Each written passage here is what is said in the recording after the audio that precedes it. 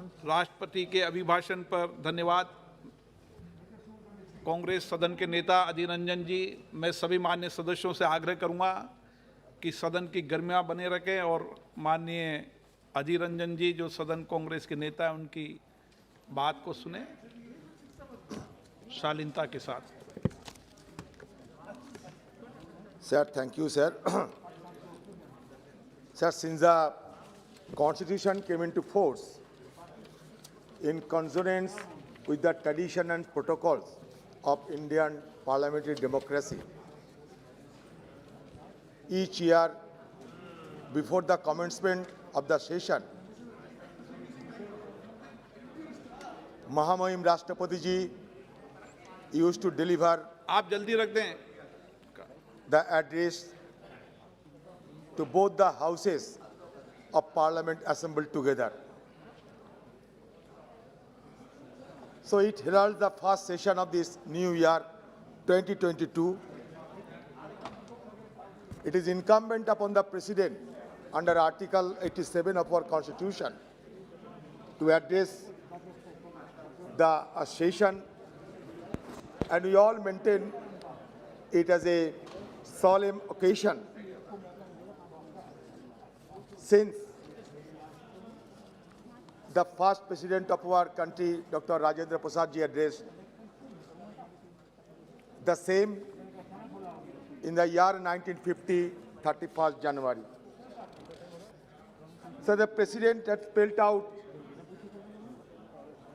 the programs, the policies, the accomplishment of this government in the previous years, along with the policies, impending policies, programs, so that we can have a bird's eye view in regard to the government's programs and policies. एक minute माननीय सदस्य please बैठिए। कांग्रेस दल के नेता भाषण दे रहे हैं, प्लीज अब बोलिए।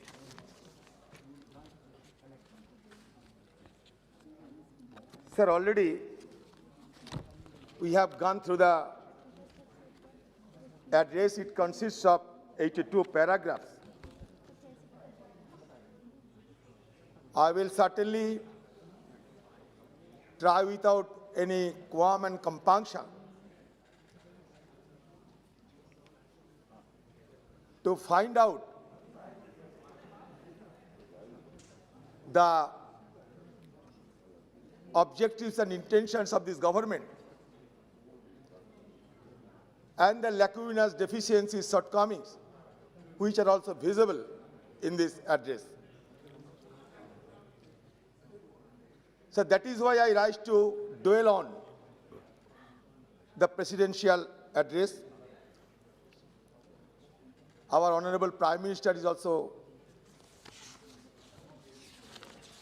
coming to attend this house. It's a great opportunity for all of us.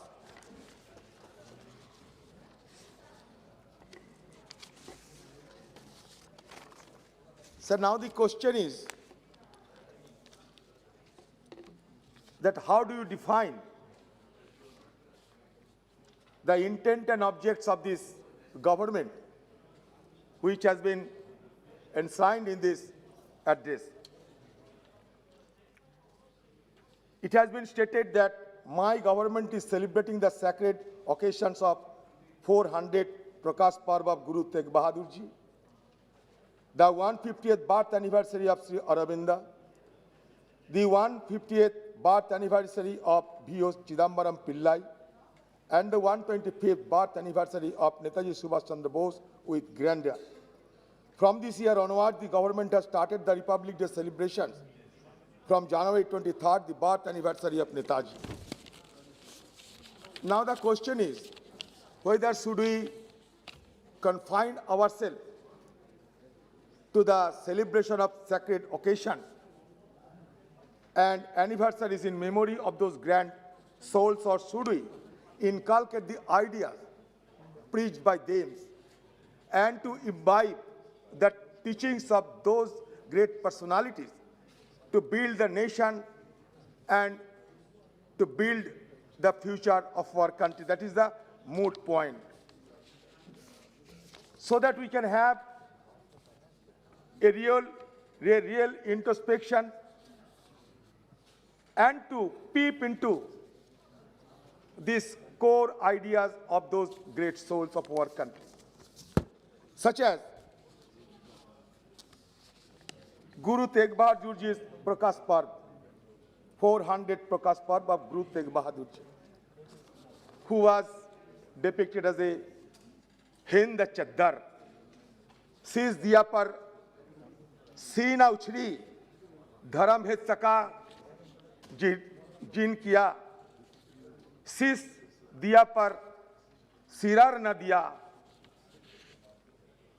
एक शहीद, एक वीर, who has sacrificed his life but not sacrificed his ideal. That is the motto of Guru Tegh Bahadur Ji's life. Whether we are emulating that motto or not, who had defended the Hinduism but never opposed to the idea of Islamism or Muslims. We should not equate all the Muslims of our country with Aurangzeb, as much as we should not equate all the Hindus of our country with Jai Chand. Sometimes we are confusing the mind of the common people by bogus depictions of the history. History is the remembrance of the past. So we cannot hide the truth of our history, even if we strive hard to distort it. That should be kept in mind. Mr. Chidambaram Pillai, VOC Chidambaram Pillai, I quote him, that quality relationships are built on principle, especially the principle of trust. We should follow his idea. The great saint Sri Rishi Aurobindo, who said, I quote, all problems of the existence are the problems of harmony. Ever since the dawn of history, man has been actuated by the persistent dream of triple harmony. Harmony within man, social harmony between man, and the harmony between the man and the world around him. Whether we are persuading that idea of harmony or not, that needs to be considered. According to Bhagwan Birsa Munda, उनका कहना था, यदि हमें देश की वास्तविक विकास करना है तो हमें सभी धर्म और जाति के लोगों को साथ लेकर चलना होगा. Swami Vivekananda, who taught us, each must assimilate the spirit of the others, yet preserve his own individuality, and to grow according to the law of growth. The basic communal harmony is the basic principle of peaceful existence of a country as diverse as India. Whether we are persuading those great ideas or not, that needs to be considered. Here, you are talking about Subhash Chandra Bose ji. Yes, we must appreciate from the core of my heart. The entire country always pay their regards, their homage, their tribute to the great soul of our country. The tragic hero of the world, whom date of birth is known, but the date of expiry is riddled with controversies. Yet, we all celebrate his birth anniversary. He exhorted to the people of our country that with the advent of the Mohammedans, a new synthesis was gradually worked out. Though they did not accept the religion of the Hindus, they made India their home and shared in the common social life of the people, their joys and their sorrows. Through mutual cooperation, a new art and a new culture was evolved. Whether heaven would have fallen upon us if we follow the guidance given to us. Here, Netaji Subhash Chandra Bose की हम जन्मदिन मनाते हैं, लेकिन Germany से Singapore तक, मतलब Europe से एशिया तक आने के लिए जो पनडुब्बी की इस्तेमाल किया गया था, कल्पना भी नहीं किया जा सकता। 90 दिन की सफर थी और समुद्र के नीचे से उनके साथी थे आबिद हसन। हम उनको याद कभी करते हैं। Dhillon Sehgal, Shahnawaz Khan, Indian National Army के वो जहाबाज सिपाहियों ने, जिन्होंने दिल्ली चलो नारा से हिंदुस्तान की ओर आगे बढ़ते हुए हिंदुस्तान की आजादी की एक अहम भूमिका पालन किया था, उन सबको भी याद करना चाहिए। और इसके साथ साथ ये भी याद करना चाहिए, उसके साथ साथ ये भी याद करना चाहिए कि नेताजी 1942 अगस्त में उनकी रेडियो मैसेज में क्या कहा था। 1942 में रेडियो एड्रेस में उन्होंने ये कहा था कि I would request mister Jinnah, mister Savarkar, that all those leaders who still think of a compromise with the British to realize once for all that in the world of tomorrow there will be no British Empire. All those individuals, groups or parties who now participate in the fight for freedom will have an honored place in the India of tomorrow. The supporters of British imperialism will naturally become non-entities in a free India.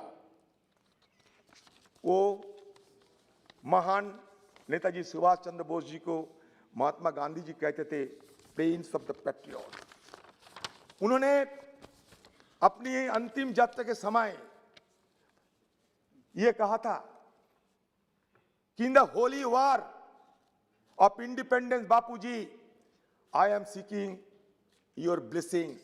यही हमारा हिंदुस्तान की परिचय है। आपने नेताजी सुभाष चंद्र बोस जी को सम्मान करते समय होलोग्राम जरूर लगाते हैं, लेकिन वो होलोग्राम अमर जवान ज्योति हटाने के बदले क्यों अमर जवान ज्योति और वार मेमोरियल में जो ज्योति जलाए गए जाते थे पहले, उस समय यह तय हुआ था कि दोनों ज्योति अगर जले तो कोई हर्जा नहीं, साइमल्टेनियसली दो ज्योति जल सकती। लेकिन आप नेताजी की उस जगह अब होलोग्राम लगा के क्या संदेश देना चाहते हैं? वो भी तो हमारे देश के लिए शहीद हुआ था। 1971 की वो जो लड़ाई हुई थी, जिस लड़ाई के चलते बांग्लादेश आजाद हुई थी और जिस लड़ाई के चलते पाकिस्तान की कोमर तोड़ दिया गया था, उसका नाम सब जानते हैं, हमारा दिवंगत आत्मा है वो स्वर्गीय इंदिरा गांधी जी। आप चाहते हैं कि इंदिरा गांधी जी की नामो निशान ना रहे, इसके लिए उसको यहां से हटाया जाए। मैं ये कहना चाहते हैं कि इस तरीके की किसी छवि को अब धूमिल, किसी छवि को मिटाना कभी संभव नहीं होगा, ये मान के चलना सही होगा। अगर कागज में कोई नाम लिखा होते हैं तो मिट जाते हैं, पत्थर में अगर कोई नाम लिखा होते वो भी खा जाते हैं, करोड़ हो जाते हैं, लेकिन दिल में अगर कोई नाम रह जाते वो किसी ने कभी भी उसको मिटा नहीं जा सकते। तो इंदिरा जी हिंदुस्तान के आम लोगों के दिल में बसे हुए एक महान नेत्री भी थे, अभी भी है। हो सकता कोई उनके खिलाफ कोई आलोचना जरूर हुई थी, लेकिन इसका मतलब यह नहीं कि हम उनकी जो कर्मवीरता, उनकी जो दान हमारे देश के लिए, वो हम भूल जाएं, उनकी कुर्बानी को हम भूल जाएं, उनके परिवार को कुर्बानी को भूल जाएं, ये कभी नहीं हो सकता। आज पाकिस्तान के खिलाफ हम बोलते हैं, लेकिन पाकिस्तान को सबसे ज्यादा कमजोर अगर किसी ने किए होंगे, उनकी तो नाम इंदिरा गांधी जी है। इतिहास ये बताते हैं 93,000 पाकिस्तानी फौजों को बंदी बना के शिमला अकॉर्ड करके आज पाकिस्तान को उन्होंने हिंदुस्तान के सामने घुटने टेकने को मजबूर किया था। ये तो इतिहास है, लेकिन आप लोग नहीं चाहते कि उसको नाम जिक्र किया जाए, इसलिए चलो उनको हटाया जाए, उनके ज्योति को हटाया जाए। और इसके लिए इस समय देखिए, आपको सीख देने के लिए नेताजी की पुत्री उन्होंने क्या कही है।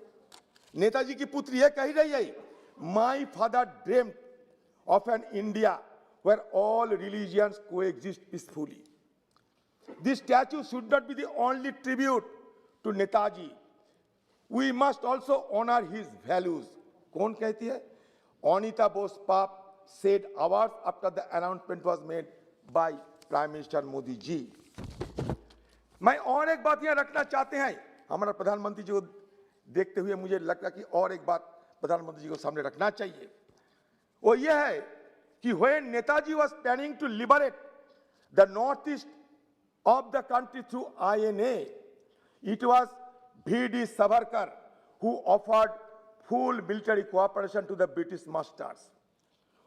While addressing 23rd session of Hindu Mahasabha at Bhagalpur in the year 1941, he said, "The war which has now reached our shores directly constitutes at once a danger and an opportunity, which both render it imperative that the militarization movement must be intensified, and every branch of the Hindu Mahasabha in every town and village must actively engage itself in rousing the Hindu people to join the army, navy, the aerial forces, and the different warcraft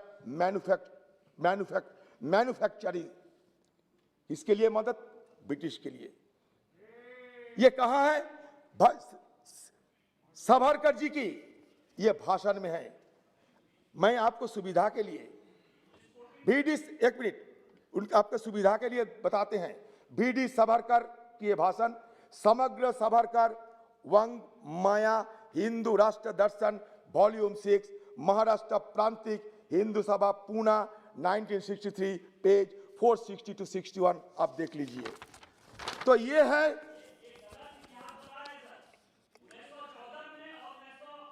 Bose Netaji Subhash Chandra Bose bluntly accused the Hindu Mahasabha of being more interested in the downfall of the Congress than the independence of India. In March 1940 editorial, he wrote that the Hindu Mahasabha had colluded with the British in the Calcutta municipal election at the expense of Indian parties. So, मैं ये introspection के लिए कहना है, ऐसा कोई बात नहीं। हम चाहते हैं कि इतिहास को सामने रख के हम सब इससे कुछ सीख ले। सिर्फ एनिवर्सरी और सिर्फ सेलिब्रेशन में काम नहीं बनने वाला है। असलियत ढूंढना है, गहन अध्ययन करना है और अच्छा सोच निकलते हुए हमें आगे चलना है। देखिए ये एक नया जमाना आ गया। ये new era of toxic cocktail of Hindutva with populism, a new alchemy achieved by Prime Minister Modi ji, who is viewed by his supporters, rather I may say by his psychopaths. इसलिए कहता है मोदी साहब कि 3 दिन से चर्चा चल रहे हैं मोदी मोदी मोदी मोदी मोदी मोदी, जितने बार यहाँ उच्चारित हुए हैं, उल्लेख हुए हैं। अगर सही ढंग से राम राम राम पुकारते तो भगवान राम सीधा पार्लियामेंट में आ जाते। हर बात में सिर्फ मोदी और मोदी, मोदी और मोदी। पता नहीं ये मोदी जी के कहने क्यों ऐसा होर लगे हैं। अब ये लगता है कि मोदी जी करने से मोदी जी ज्यादा खुश होंगे, किसी को कुछ मिलने का मौका मिलेगा, लेकिन बात ऐसा नहीं है। आप असलियत में आइए, मोदी जी कहते हुए जिस समय बर्बाद किए हैं, उस समय अगर चर्चा में शामिल होते बहुत सारे आप खुद बोल सकते थे। ये आपका सपोर्टर्स मोदी जी सोचते हैं आप एक प्रोविडेंशियल है। You have added new adjectives with democracy, ethnic democracy and electoral democracy, to transform India into a Hindu Raj. BJP's populist politics promises made to the poor during election campaign did not translate into policies. That is why मेरा leader Rahul Gandhi ji आप लोगों को तीखी आलोचना करते हुए हिंदुस्तान को दो हिस्से में आप लोग बांटते हैं, इसका आपको जिक्र किए हैं। आपको खलबली मच चुके हैं, बात नहीं समझते लेकिन खलबली मच जाते हैं, गाली गालोच देने लगते हैं। लेकिन हिंदुस्तान सही मायनों में दो हिस्से में बांट जाते हैं, गरीब अमीर और गरीबी के भीतर बढ़ जाते हैं। 80 और 20% में अब हिंदुस्तान बांटना चाहते तो है। देखिए, नफरत ये बुरा चीज होते हैं, नहीं पालना इसे। दिल की खालिश जो है सारे निकाल दो इससे, ना इसका ना उसका ना तेरा ना मेरा। ये वतन सबका है, ये वतन सबका है, बचा लो इसे, रक्षा कर लो इसे, यही हमारा राय है। 2019 की जो चुनाव हुई थी, 2019 election campaign marks a transition in India towards electoral authoritarianism. Electoral authoritarianism, precisely because electoral competition was no longer a level playing field, not only due to the ruling party's financial resources, but also of the role of the media and the bias of the institution in charge of election process. ये मैं नहीं, author जेफर lot की ये राय है। Populist, according to Jen Warner Muller, I quote करते हैं, I quote, populists are against pluralisms because they claim that they represent all the people, making political opposition not only redundant but also illegitimate and even anti-national. The thesis of Edward Sills adds that the populist, since he is the people, stands above institutions. His legitimacy prevails over other power centers even when they embody legality, because legality cannot compete with his legitimacy.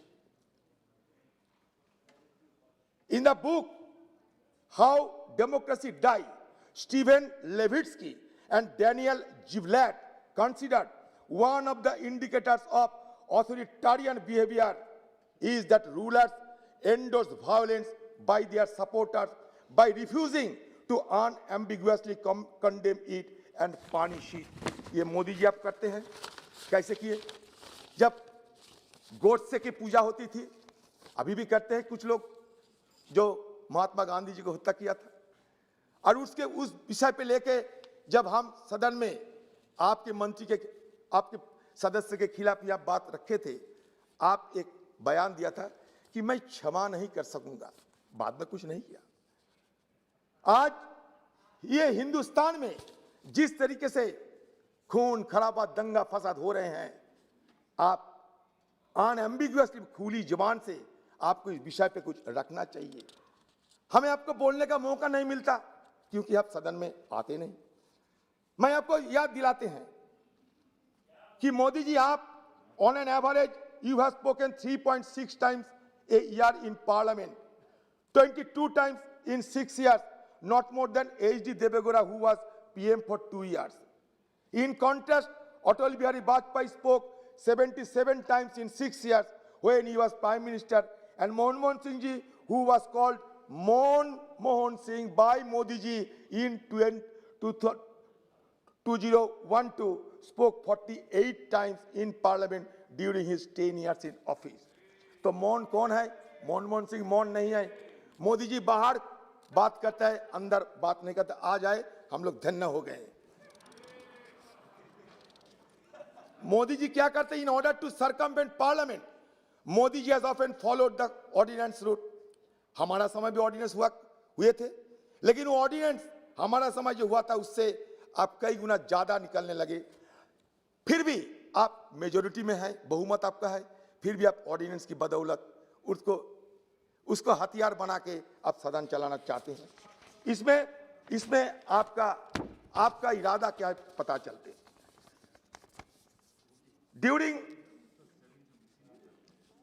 मैं एक बात मोदी जी आपसे जानना चाहते हैं, आपका जवाब में जरूर ये बात जिक्र करेंगे, मुझे जवाब दीजिएगा अगर हो सके। During a celebration of 75th year of our birth as an independent democratic nation, PM was lamenting, आपने ये कहते थे कि ज्यादा अधिकार मांगना और कर्तव्य पालन ना करना ये देश को कमजोर करते हैं।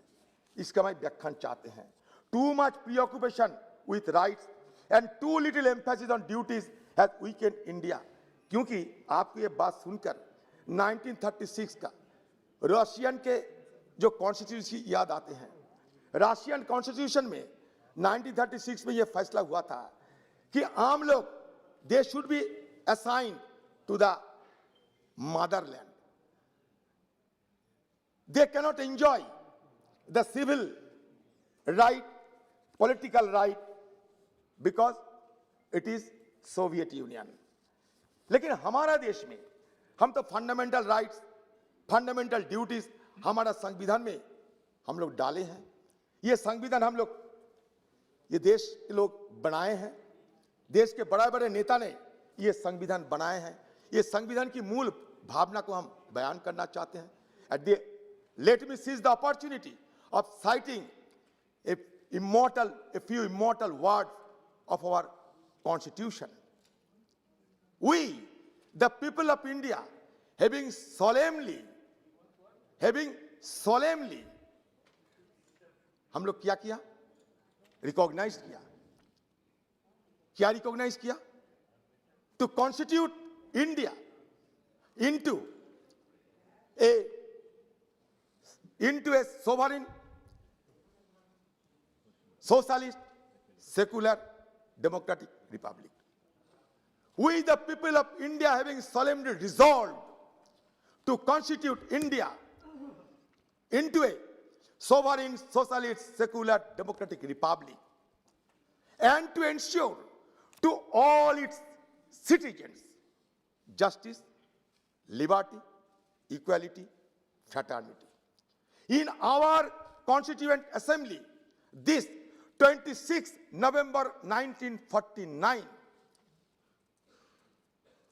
do hereby adopt and enact and give ourselves this Constitution.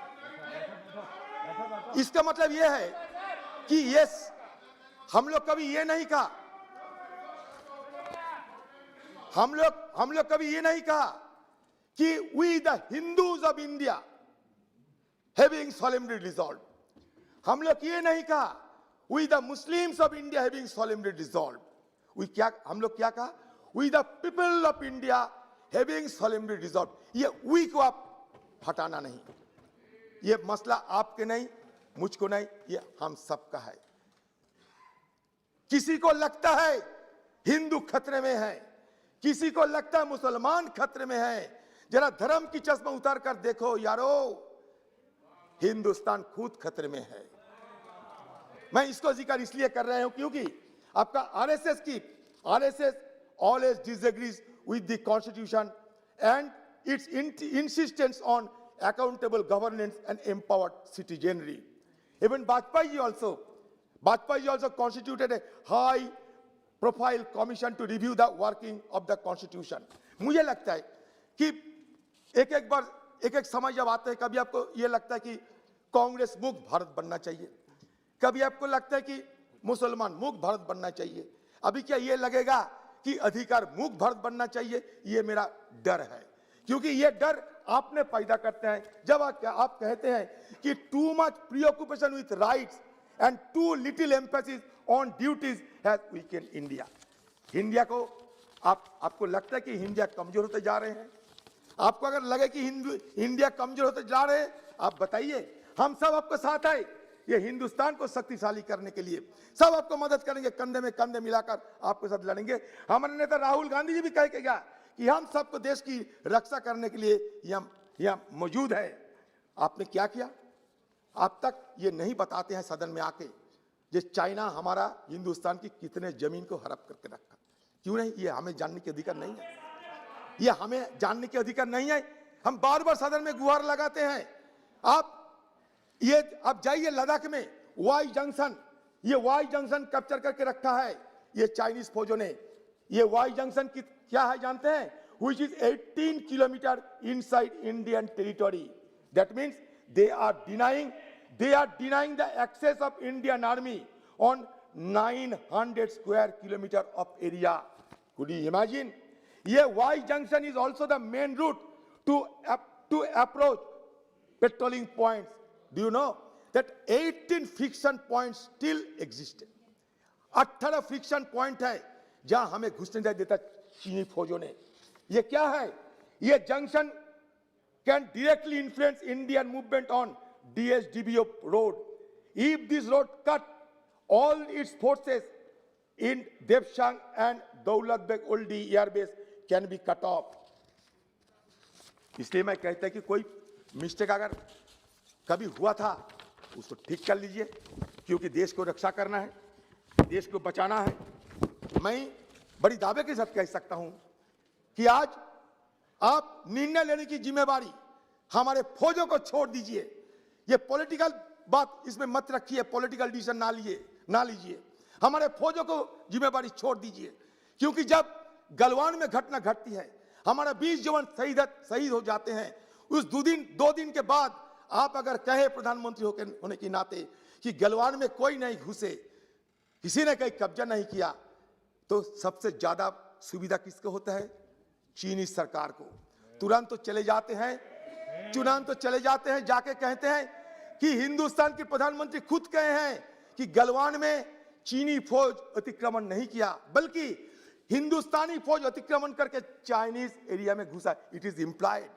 तो हमें कमजोर होना पड़ा। और यह तो अब देखिए, हमारे रक्षा मंत्री लड़खड़ाते हुए कह दिया कि हां अतिक्रमण हुए हैं। जब प्रधानमंत्री जी का बयान आ गया, डिफेंस मिनिस्टर की वेबसाइट से उनका बयान हट गया। क्या होते हैं?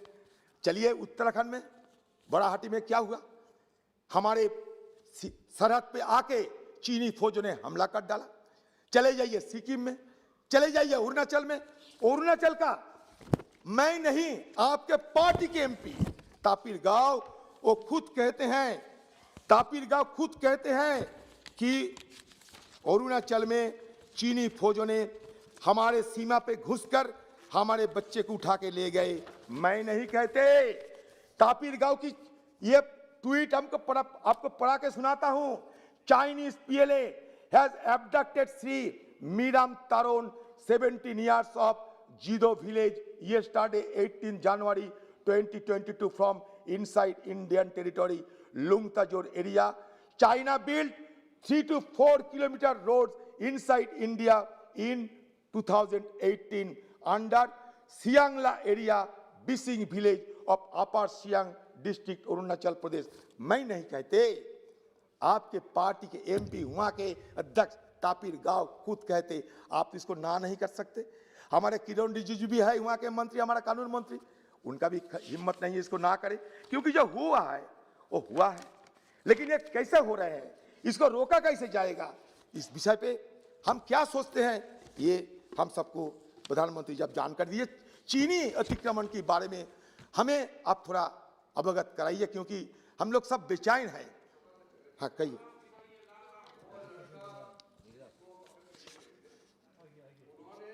के बयान दिया है पब्लिकली और स्टेटमेंट में दिया है कि वो बॉर्डर एरिया में जहाँ डिफाइन नहीं है, सबको मालूम है, वो वहाँ गए थे हंटिंग के लिए, और वहाँ जाते समय कि उसको नहीं मालूम है बॉर्डर कहाँ है, क्योंकि डिमार्केटेड लाइन नहीं है, तो वहाँ उनको पकड़ा है।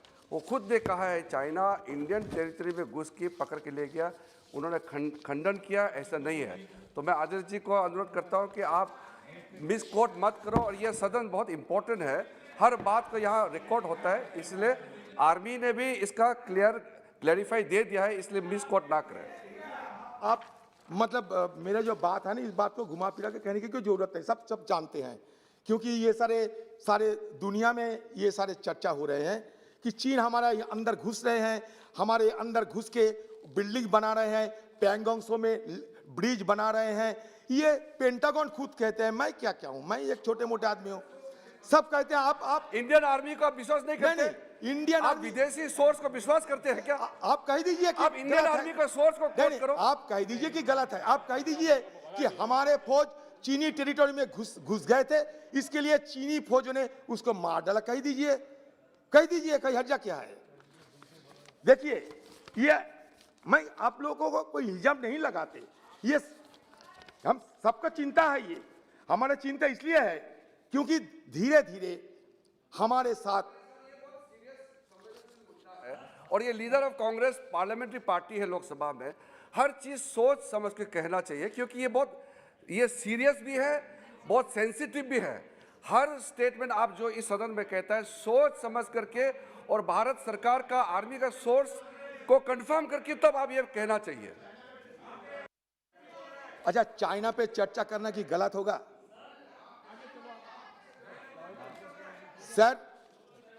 सर मैं ये कह रहा हूं कि डोकलाम में हमारा फौज आपकी नेतृत्व में डांट से रुका था, लेकिन बात यह है डोकलाम से हम सीख नहीं किया।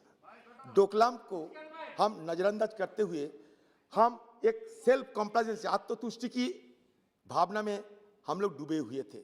हम सोचा, आप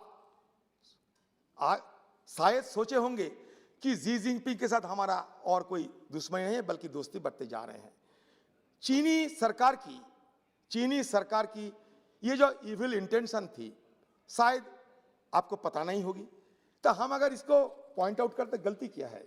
चीन हमें घेरने का कोशिश तो कर रहे हैं, और हम अंदर इंटरनली हमको स्टेबिलाइज होना चाहिए। देखिए, एक स्ट्रॉन्ग इकोनॉमी चाहिए, इंडिपेंडेंट जुडिशियरी चाहिए, सोशल स्टेबिलिटी चाहिए। हमारा फॉरेन पॉलिसी को मजबूत करने के लिए मैं प्रधानमंत्री जी को जरूर ये कहना चाहते हैं, आप बांग्लादेश में जाने का बात तैयार किया था, लेकिन बांग्लादेश की आम जनता आपके खिलाफ प्रदर्शन करते हुए वहां की सरकार ने ना कर दिए। ये हमारे लिए कोई खुशी की बात नहीं होती है, ये हमारे लिए खुशी की बात नहीं।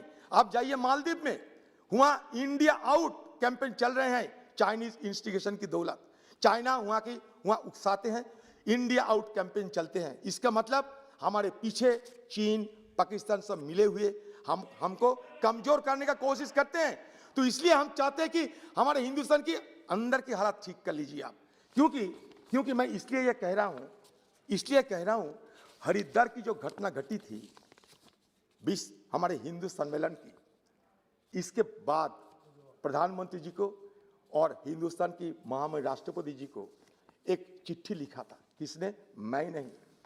Some of the signed dignitaries include 4 former Chief of Naval Staff: Admiral Lakshminarayan Ramdas, Admiral Vishnu Bhagwat, Prakash A.K. Dhawan and Raman Prem Suthan। क्या लिखा था ये कि we cannot allow such incitement to violence together with public expression of hate, which not only constitute serious breaches of internal security, but which could also tear apart the social fabric of our nation. One speaker made call to the army and police to pick up weapons and participate in the cleanliness drive, that means Safai Abhijan. This amounts to asking the army to participate in genocide on our own citizen, and therefore it is condemnable and unacceptable. We are seriously part of by the content of the speeches made during 3 to 4 days religious conclave called a Dharam Sangsad, that Hindu sadhus and other leaders held at Haridwar between 17 to 19 December 2021. There were repeated calls for establishing a Hindu Rashtra and, if required, picking up weapons and killing up India's Muslims in the name of protecting Hinduism. Sir ये मैं प्रधानमंत्री जी की निगाहों में रखना चाहते हैं, शायद सब ने उनको सच्चा नहीं भी कह सकते, इसलिए मैं सोचा कि प्रधानमंत्री जी को आज मौका मिलते ही ये सारे बात हाँ सर करते हैं। सर मैं अभी इस बात पे आते हैं कि हमारे हिंदुस्तान की नौजवान बेरोजगार है, 53 मिलियन नौजवान बेरोजगार पड़े हैं, सीएमआई रिपोर्ट कहते हैं। मोदी जी कहते थे चुनाव के पहले सालाना 2 करोड़ नौकरी, अभी कह रहे हैं 60 लाख, कम कर दिया, ठीक है, अच्छा किया। लेकिन जो बेरोजगार पड़े हुए हैं वो क्या करेगा? वो अभी क्या कहते हैं जानते हैं? मोदी जी आपको अच्छा दिन की सपना हम देख लिया है और ये अच्छा दिन का सपना नहीं देखना चाहते। वो क्या कहते हैं? मोदी जी आप हमारा बुरा दिन लाइए, मोदी जी लौटा दे हमारे बीते बुरे दिन। हम कहते हैं बेकार नौजवान, बेरोजगार नौजवान कहता है मोदी जी मुझे लौटा दे बीते बुरे दिन। अब किधर जाओगे? आप महंगाई को देखिए, महंगाई को देखिए, आप चौंक जाओगे प्रधानमंत्री जी। ये क्रूड पेट्रोलियम प्रोडक्ट 2014 साल में 1 लीटर पेट्रोल की 68 रुपया दाम था, आज 110 पर लीटर। कितना फीसद बढ़ोतरी हुई है? 62%। डीजल 57 पर लीटर थे, आज बढ़ के चले गए 95 पर लीटर, 67% इजाफा। एलपीजी सिलेंडर 414 पर सिलेंडर, अभी 900 पर सिलेंडर, 117 गुण इजाफा। टमाटो 18 2014 में, अभी 84% इजाफा। कैप्सिकम 33 रुपया थी, अभी 72 रुपया, 118% इजाफा। कहां जाएंगे हम लोग? कहां जाएंगे? यहाँ के आम जनता मस्टर्ड ऑयल से लेके कोकोनट ऑयल, ग्राउंड ऑयल, वनस्पति, तूर दाल, उड़द दाल, मसूर दाल, गरम दाल, हर जगह दाम में जिस तरह की इजाफा होते हैं, आम लोग भी कहने लगे हैं मोदी जी लौटा दे मेरे बीते बुरे दिन। क्योंकि ये लोग कहते हैं कि हम गरीब होते जा रहे हैं, हमारे ऊपर बोझ क्यों डालते हैं? मोदी जी हिंदुस्तान दो हिस्से में बांटे हैं। हमारे नेता राहुल गांधी इसलिए कहा था कि अमीर और गरीबी में फर्क बढ़ते जा रहे हैं, लेकिन आपको पता नहीं चलेगा क्योंकि आप एक कार खरीदते हैं जिसका दाम होता है 15 करोड़, आप एक प्लेन खरीदते हैं जिसका दाम होता है 4,500 करोड़। तो आपको कैसे पता चलेगा कि हमारे बेकार नौजवान रास्ते में भटकते हुए आत्महत्या कर रहे हैं, हमारे भटकते नौजवान दिन रात रास्ते में भटकते हुए माँ बाप की गाली खाते हैं, आपको नहीं पता चलेगी। इसलिए मैं मोदी जी को याद में दिलाते हैं कि मोदी जी आप सत्ता पे है और सत्ता पे आने के बाद एक के बाद एक इंस्टीट्यूशन को आप तोड़ रहे हैं, ये सही नहीं होगा। अब पेगासस डाल रहे हैं हमारे खिलाफ, पेगासस की औजार की हैसियत से इस्तेमाल कर रहे हैं, और पेगासस की इस्तेमाल करते समय आपको ये नहीं लगता है कि हम किसके खिलाफ पेगासस इस्तेमाल करते हैं? हमारी हिंदुस्तान की आम जनता से टैक्स वसूला जाते हैं, उसी टैक्स को इस्तेमाल करते हुए हमारे खिलाफ ये खुफिया तंत्र के आप इस्तेमाल करते हैं। ये क्यों होते हैं? हमारे खिलाफ ये अन्याय क्यों होते हैं? ये हम जानकारी लेना चाहते हैं। एक के बाद एक, जैसे कि आप आने के बाद लोकपाल खत्म हो गए, व्हिसल ब्लोअर बिल खत्म हो गए, राइट टू इंफॉर्मेशन एक्ट खत्म हो गए, जुडिशियरी पे हस्तक्षेप ज्यादा होने लगे। एक के बाद एक देखते जाइए, आप खुद पता कर लीजिए जो मैं कहता है ये सही या नहीं, आप खुद पता कर लीजिए। इस तरीके के हमारे छवि धूमिल होते जा रहे हैं। आप सिटीजन अमेंडमेंट एक्ट लाए थे, लेकिन ये सिटीजन अमेंडमेंट एक्ट के चलते सारे हमारे नेबरिंग जो मुस्लिम कंट्रीज है, वहां की जो आम जनता आपके खिलाफ आवाज बुलंद करते हैं। ये हमारे देश के लिए हानि है। डोमेस्टिक पॉलिटिकल कंजम्पशन के लिए आप हमारे देश की सुरक्षा को आप खतरे में मत डाला करो, ये हमारा आपसे मांग है। बस अंतिम सर, मैं एक बयान पेश करता हूं कि यहां बड़ी बड़ी बात कहा जाता है, हिंदुस्तान की तरक्की होते हैं। India recorded a daily average of 77 rapes a day in 2020, a negligible decline from 88 rapes per day in 2019. 90% of crimes registered under the Protection of Children from Sexual Offences Act (POCSO). In 2020, there was 9.4% increase in crime against members of the scheduled caste and 9.3% increase in crimes against members of the scheduled tribe. Highest cases of atrocities recorded in BJP-led states of Uttar Pradesh, Madhya Pradesh, and Bihar. India's status on the freedom in the world 2021 report downgraded from free to partly free. Hate crimes against religious minorities has spiked by 300% since the BJP assumed power in 2014.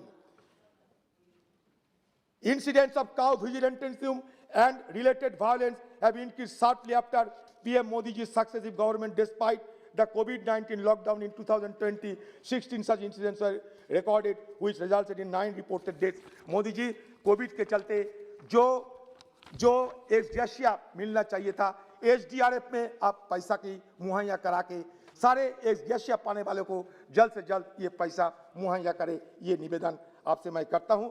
ये communal and religious right, इसमें कितना इजाफा हुए हैं? 95.6%। Cast conflict कितने बड़े हैं? 49.6%। आप देखिए मोदी जी अभी क्या हो रहे हैं हिंदुस्तान में। अब देखिए कि under the Modi ji government India slipped 10 places in the World Justice Project's Rule of Law Index 2021 to 79 place out of 139 countries. It is now rated 3rd in South Asia after Nepal and Sri Lanka. On the order and security factor, India also slipped to 121st rank from 114 in 2020. In terms of civil justice, India ranked 114th compared to 78 in 2020. तो इसलिए हम चाहते हैं कि मोदी जी आप इस पे ध्यान दीजिए, क्योंकि हम सब ये मान के चलते हैं कि ये देश हमारा सबका है, सुख हो या दुख हो, हर हालात में देश हमारा दिल का सहारा है। भारत प्यारा देश हमारा, ये सारे देश से प्यारा है और ये देश को हमें बचाना है, ये देश को हमें रक्षा करना है। नमस्कार।